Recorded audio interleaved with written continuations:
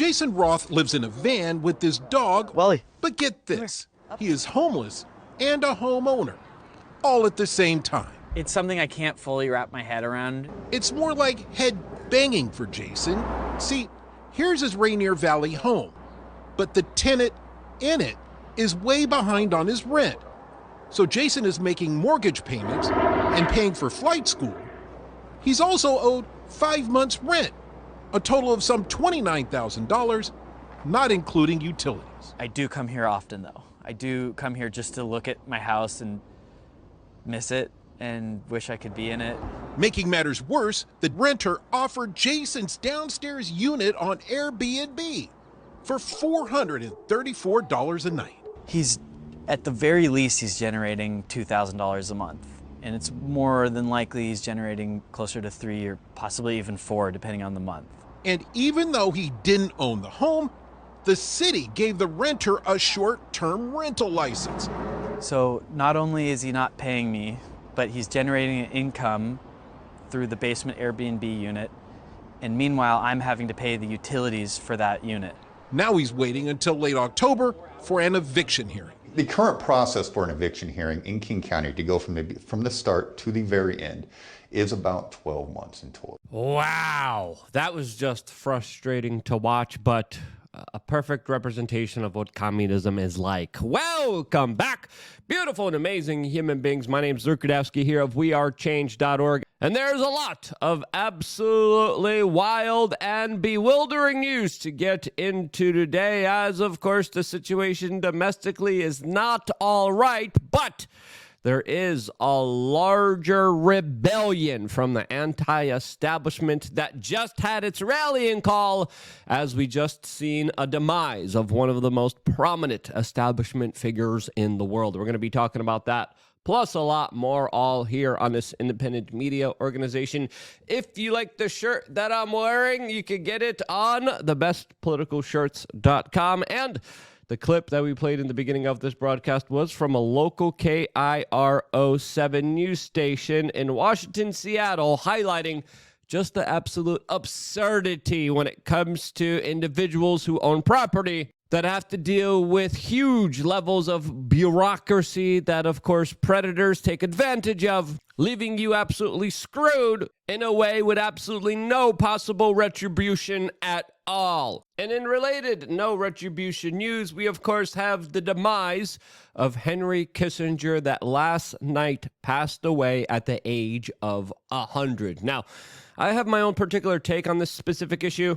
When someone passes, I don't think we should be celebrating death or their demise. I think we should have respect for the kind of unknown situation that a lot of people face. I know a lot of people are using this situation to celebrate, to poke fun, and attack Henry Kissinger, as of course, me and him had some personal interactions that weren't the most civil myself, but I still do not see this as an opportunity to celebrate. That's what essentially a death cult does, and I wish not to participate in that personally myself. But I think it is worth noting that his demise could be seen as very symbolic for a lot of the things that he instituted in our current everyday life. As of course, it's fair to argue that he was one of the most powerful and influential men in all of recent American history, as of course, he is the man that set up the U.S. petrodollar system with the Middle East, OPEC, and Saudi Arabia. He's the man that allowed China to be as powerful as they are right now, opening it up to the rest of the world, sending American factory jobs over there in exchange for cheap slave goods. He is the man that engineered the term limited war and conflicts that, of course, have been battling and raging on all throughout the world in what many people call the Henry Kissinger Doctrine, as perfectly represented by the current situation in Ukraine and many other places that throughout his rule he had an influence on. As of course the impact that he left on Chile, Cambodia, Laos, Vietnam, and many other third world developing nations which he openly called for a depopulation program for, has definitely left a mark on them by him.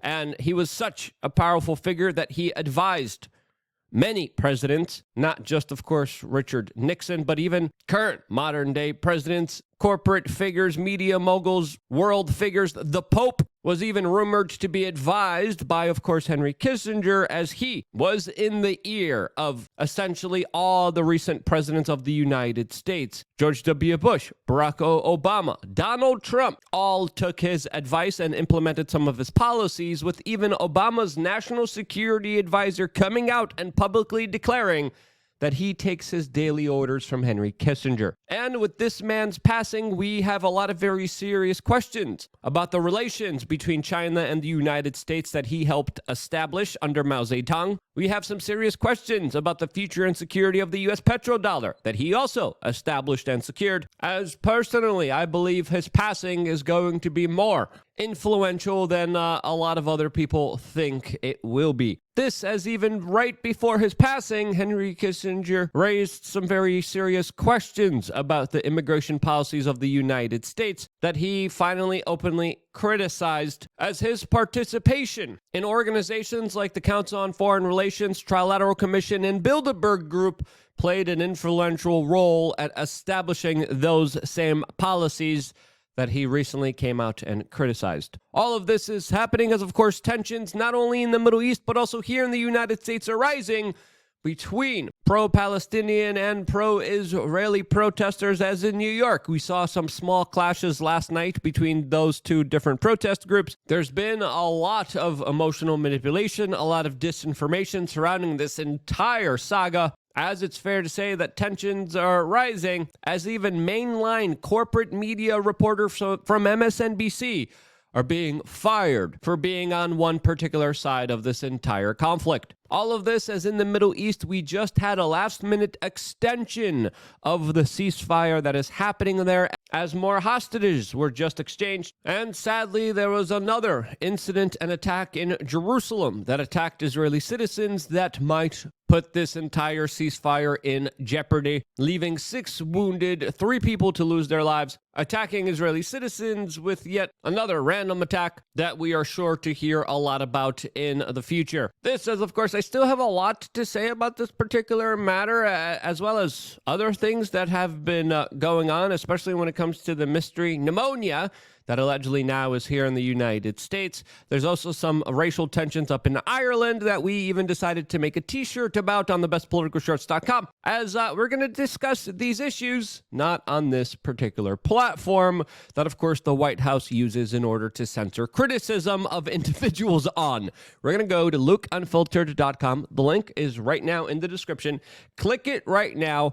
Click right here, join for less than 50 cents a day. It's even cheaper if you sign up for a year, and we will see you there right after this broadcast, as of course, this is the perfect way to get 3 masterclasses, a forum to talk to like-minded individual, a members-only store that, by the way, we're going to have a very funny version of this story available just for members in a little bit. You also get exclusive shirts at cost just for being a member, and you get the ability to call into our live show, which we now do 3 days out of the week here on this particular platform. You, unscripted, unvetted questions, video calls from members of LukeUnfiltered.com every day that we are live, as well as a special report just for members right after this video, a new video about some really spicy issues that we cannot talk about here on this broadcast, is only going to be available for members of LukeUnfiltered.com, where, of course, we continue the conversation as we go out of our way to do in real life meetups, ticket giveaways. We give away a lot of random stuff. We have a lot of one-on-one conversations. We have a lot of AMAs. We have a lot of really incredible things going on, all for members of LukeUnfiltered.com that I go out of my way to make sure that you guys get the best members area ever. And truly, the amount of things that we give you here, I don't see anyone else topping us. Everyone's like, hey, go to Patreon, go to Locals. Why? I have my own platform. I get to do a lot more here than I get to do anywhere else. And this is why signing up to LukeUnfiltered.com is more crucial than ever. I will see you right there, right after this video, when you sign up in a very quick, easy way by clicking this button. And I will see you there right afterwards. All of this as a lot of people are still reacting at a very eye-opening moment by Elon Musk at a New York Times book summit conference, where he literally told advertisers to, quote, go F themselves for trying to extort him, and as Elon Musk said, blackmail him. Elon Musk's comments were also extremely important when he described individuals, especially in our mainline society, who are trying to look good but are actually doing evil. As a very defiant, Elon Musk came out and made a stand for free speech and against the very powerful institutions, organizations, and companies that have come out against him because of that. Russell Brand has called this particular moment that has now gone viral all over the internet a rallying call of the anti-establishment, and I would have to agree with his sentiments here. So sort of a relief to hear it. Was it a kind of a catharsis for you to hear that right in the heart of the establishment at a New York Times sponsored event?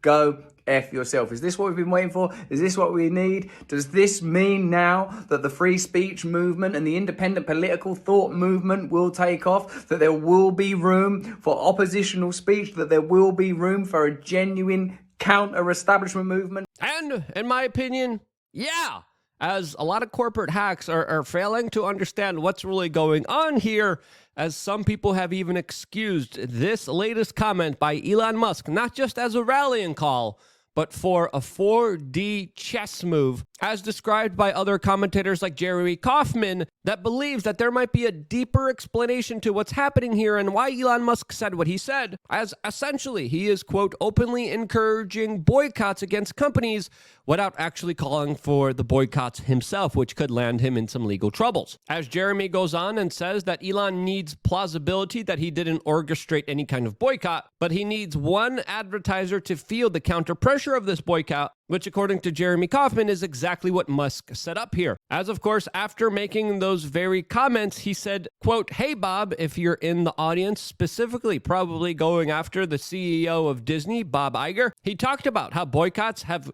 the potential to kill his company, and that, quote, the world will know, essentially in a kind of smart PR move rather than just an all-out destruction of normal relations. This as the companies that have boycotted Apple are some major companies out there that were persuaded with some fake news, specifically from Media Matters, that lied about Elon Musk and its platform, as now people are saying, hey, this is the list of companies that are boycotting Twitter, with even Keemstar coming out and saying, if Disney is boycotting X, I'm boycotting Disney. Going on and saying, yes, I actually feel that strong about it. X is the most important social site for the human race. It's the only site to get unfiltered news from around the world, to get uncensored views. It's just way too important. And I would have to agree with the sentiments from Keemstar there. As now Robbie Starbuck just came out and announced Operation, quote, hashtag bend the knee, saying don't make one purchase, don't give them a dime,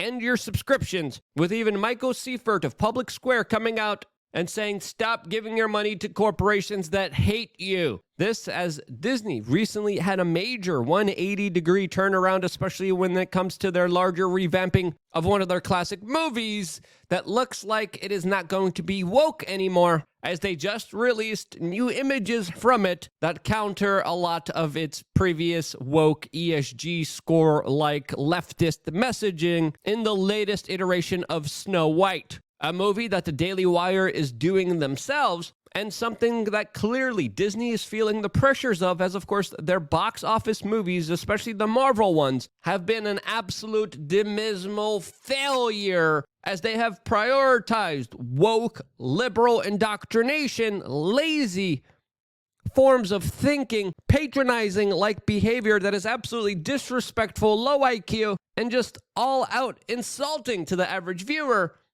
as they have prioritized that over actually telling a good story. And with this momentum now catching on, with everyone now talking about Disney, with Elon Musk even publicly declaring that he is shifting away from his former leftist-supported policies and politicians, and that he no longer will be voting for the Democratic Party, this with other individuals talking about bringing back the Pirate Bay and making it better than it ever has been before, you could see that this boycott actually has some legs here and could potentially be making a big impact. Personally, I don't want to support Disney. I don't think I will. But I leave the question to you. Will this major moment from Elon Musk make you no longer support Disney as well? Let me know down in the comment section below. Press 1 if you will no longer support Disney. Press 2 if This is still not enough for your PSYOP fifth generational warfare propaganda that you depend on for your entertainment.